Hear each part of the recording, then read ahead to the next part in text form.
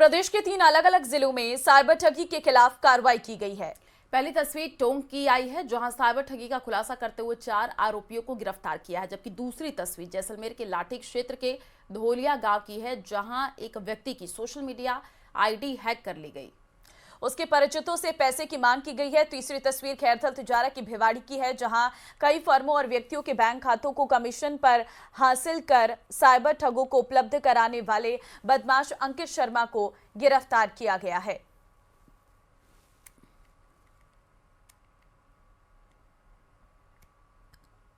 इन दिनों मौसम कुछ अधिक ही बेईमान है। समय से पहले ही सर्द हवाओं ने प्रदेश भर को अपने आगोश में ले लिया है। चाहे सुबह हो या शाम, ठंड, कोहरा और ठिठुरन आम बात हो गई है। ये रिपोर्ट देखिए।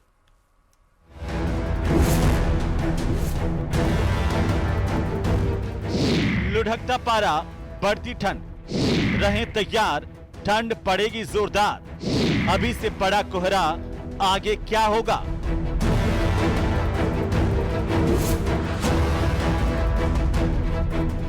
राजस्थान का मौसम इस साल बेमौसम की मार झेल रहा है।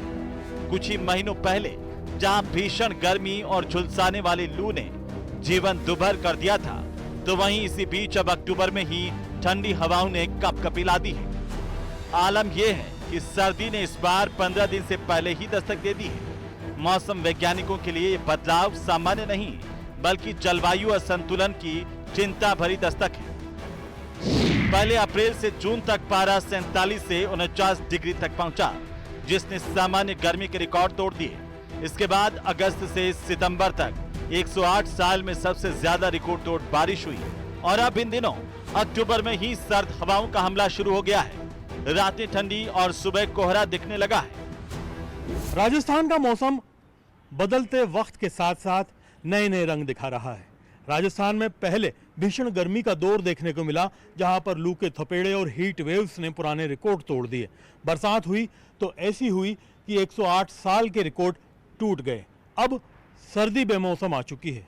20 दिन पहले सर्दी की दस्तक और ज़्यादातर इलाकों में 5 से लेकर के 7 डिग्री तक सामान्य से कम तापमान दर्ज किया जाना शुरू हो चुका है। इस बार तापमान में गिरावट सामान्य से कहीं ज्यादा दर्ज की जा रही है। प्रदेश के ज्यादातर इलाकों में रात का पारा 7 से 9 डिग्री तक नीचे लुढ़क गया है। जयपुर समेत कई जिलों की सुबह घने कुहासे में लिपटी होती है और शाम होते ही गहरी ठंड का असर होने लगता है। ऐसे में एक नजर कपकपाते आंकड़ों पर भी। सिरोही में 12 degree Celsius, Sikar 15.5 degree Celsius, Nagaur 15.9 degree Celsius, Pilani 16.2 degree Celsius, Ajmer 16.4 degree Celsius, Bhilwara 16.8 degree Celsius और जयपुर में 20.6 डिग्री सेल्सियस तापमान दर्ज किया गया है। मौसम विभाग ने अगले 48 घंटों में तापमान में और गिरावट की चेतावनी जारी की है। विशेषज्ञों का कहना है कि इस बार मानसून की विदाई समय से पहले हुई, जिससे उत्तर से आने वाली ठंडी हवाएं जल्द सक्रिय हो गईं, जिससे रात में तापमान तेजी से गिरा है। नतीजन मौसम अब तय पैटर्न में नहीं चल रहा है। गर्मी, बारिश और सर्दी, इन तीनों मौसम का यह सामान्य बदलाव महज आंकड़े नहीं है, ये जलवायु संकट का एक बड़ा और खतरनाक संकेत है। प्रकृति का यह बिगड़ा हुआ चक्र अभी और सताने वाला है। न्यूज़ 18 राजस्थान के लिए जयपुर से अरबाज अहमद की रिपोर्ट।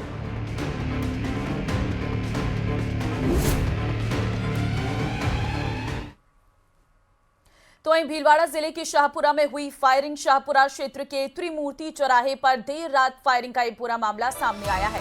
तो देखिए, आपसी विवाद के चलते सलीम पर फायरिंग की गई है। फायरिंग की सूचना मिलते ही पुलिस अलर्ट हो गई है। बदमाशों की तलाश शुरू कर दी गई है। टीम गठित कर दिया गया है। अलग अलग जगह पर दबिश दी जा रही है और पूरे क्षेत्र में नाकाबंदी की गई है। वहीं घायल सलीम को लाया गया है। जिला अस्पताल में गंभीर स्थिति देखते हुए इसे आगे रेफर कर दिया गया है। तो फायरिंग की यह खबर, जिससे पूरे इलाके में दहशत का माहौल है। पुलिस ने तलाशी शुरू कर दी है। संवाददाता राहुल फोन लाइन पे हमारे साथ है।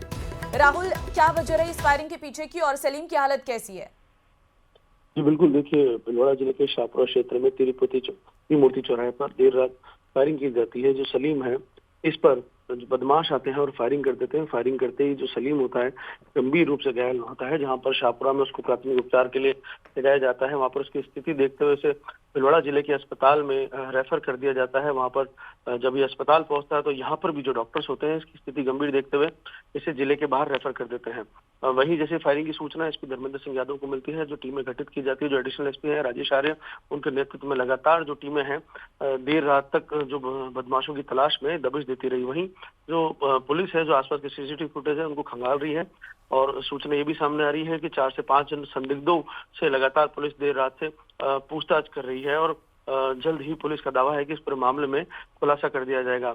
जब सलीम से बातचीत करने की कोशिश की गई तो ये भी प्रकरण सामने आ रहा है कि पहले भी इन व्यक्तियों की बोलचाल सलीम से हो रखी है, उसी के कारण ये पूरी घटना को अंजाम दिया गया है। जी ठीक है, आप नजर बना करके रखिए, आगे आपसे अपडेट लेंगे। फिलहाल शुक्रिया तमाम जानकारी साझा करने के लिए।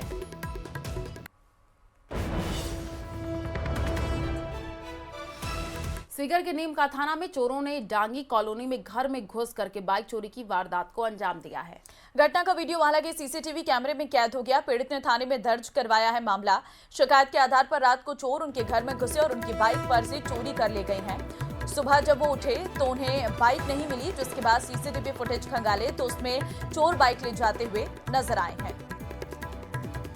सीकर के नीम का थाना की ये तस्वीर है। घर में घुस करके आप देखिए किस तरीके से बाइक को चोरी किया गया है। कैमरे में पूरी बाइक चोरी की घटना कैद हो गई है और पुलिस अब इस पूरे मामले की जांच में जुटी हुई है। तस्वीरें आपको दिखा रहे हैं, पीड़ित ने थाने में मामला दर्ज करा दिया है। तस्वीर आप देख कैसे युवक घर में घुसता है, वहां पर बाइक खड़ी होती है और उसको लेकर के फरार हो जाता है। कैमरे में बाइक चोरी की पूरी घटना कैद हो गई है। और अंता में सियासत गरमा गई है। कांग्रेस ने 2 बार विधायक रहे प्रमोद जैन भाया को उम्मीदवार बनाया है, जबकि भाजपा में टिकट को लेकर मंथन जारी है। ये उपचुनाव सिर्फ एक सीट के लिए नहीं, सत्ताधारी भाजपा के लिए आंकड़ों के लिहाज से तो चुनाव कोई ज्यादा खास महत्व नहीं रखता, लेकिन इसकी जीत या हार का सियासी संदेश लंबी दूरी तक जाएगा। अंता उपचुनाव की लड़ाई, सियासी पारा हाई, कांग्रेस प्रत्याशी का नामांकन, बीजेपी का मंथन, निर्दलीय उतरे नरेश मीणा, बढ़ाई चुनावी टेंशन। अंता का रण अब सियासी गढ़ बन गया है। एक और जहां बीजेपी कैंडिडेट को लेकर माथापच्ची कर रही है, तो वहीं कांग्रेस प्रत्याशी प्रमोद जैन भाया ने अपनी पत्नी के साथ नामांकन दाखिल कर दिया।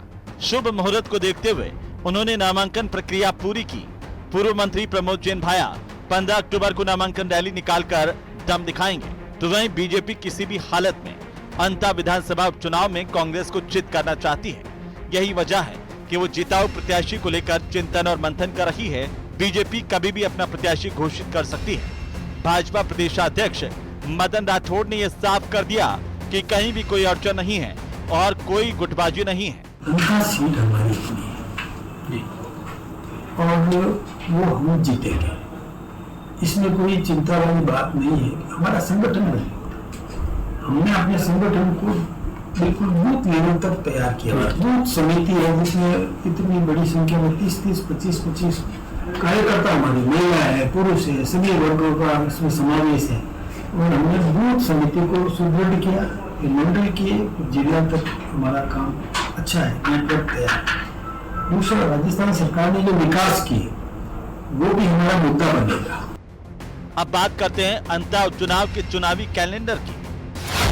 21 अक्टूबर को नामांकन की अंतिम तारीख, 23 अक्टूबर को नामांकनों की जांच होगी, 27 अक्टूबर तक नामांकन वापस ले सकेंगे, 11 नवंबर को होंगे अंता में उपचुनाव, 14 नवंबर को नतीजे आएंगे सामने।